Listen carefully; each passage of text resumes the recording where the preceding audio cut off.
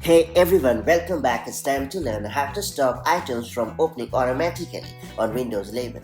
iTunes is a great tool for managing your music and syncing your Apple devices, but it can be annoying when it opens automatically every time you start your PC. Fortunately, you can prevent this behavior by following a few simple steps. This guide will walk you through 2 quick methods to stop iTunes from opening automatically on your Windows device. That's it, let's get started. So first off, I'm going to show you how to disable iTunes Startup in the Windows settings. To do so, you first have to launch the Settings app on your Windows device.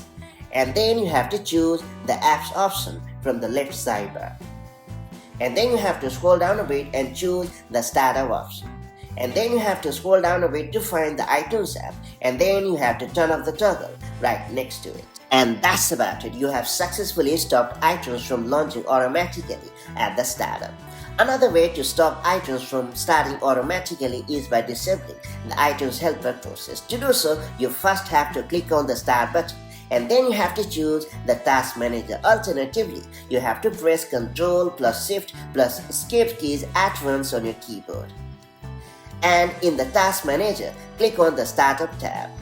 This tab shows all the apps that are set to run at startup.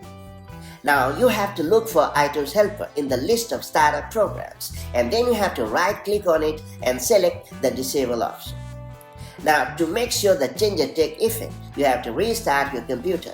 After rebooting, iTunes should no longer open automatically at the startup. And that's about it. So that's how you can easily stop iTunes from launching automatically at the startup on your Windows device. Now that you have unlocked these neat methods, make the most of them to get rid of this annoying behavior. And I'll catch you up in the next video with more such handy tips and tricks. Till then, stay safe and have a great time.